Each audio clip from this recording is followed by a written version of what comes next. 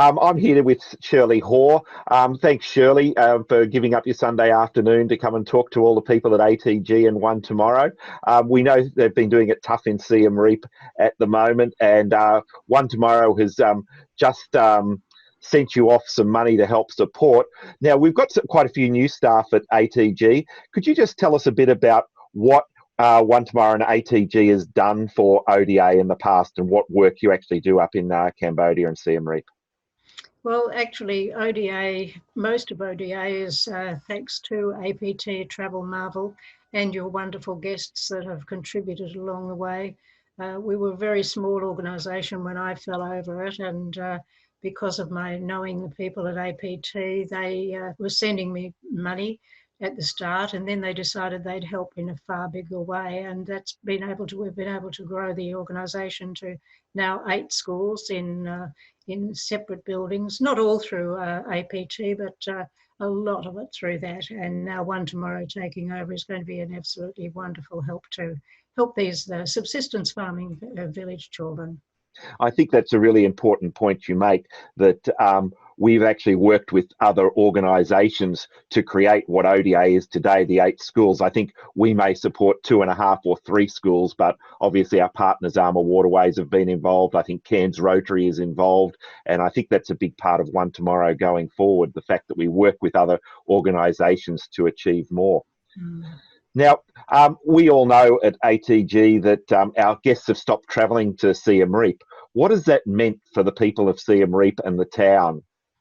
Well, look, I've sent you some photos that I've got one of our young men over there to take yesterday afternoon and send to me. And really, I can't believe, I was visualising how it looked, but I can't believe how it looks. The streets are just totally empty. And the sad part is that the majority of people in and around Siem Reap earn their money through tourism.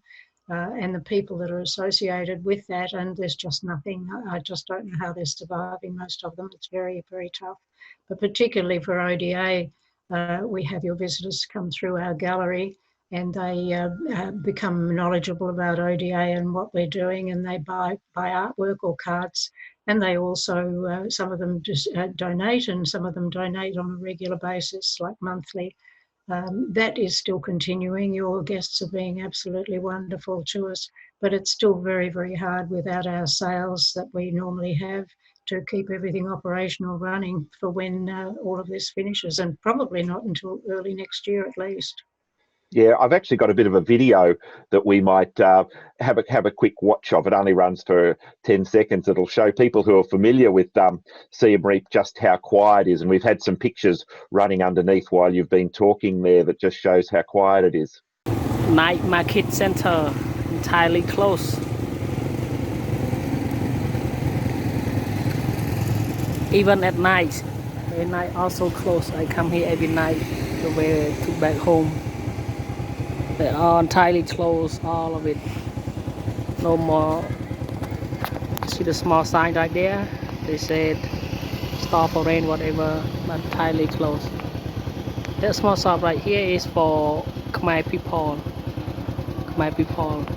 only. We've just sent you $15,000 more as to tide you over while we have no guests there. What will that money go towards? We will put that specifically towards the 2.5 schools that you so very, very kindly fund each year for us. That will be a great help to have that money coming in, because our teachers would have no other income if we weren't able to continue paying them, etc. Yes, and I know a lot of the friends that people at ATG have been to ODA in the past. So how are the children and Leng doing during these times?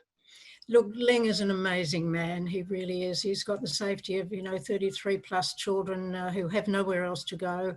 He's got to feed them. He's got to keep them safe and keep them well.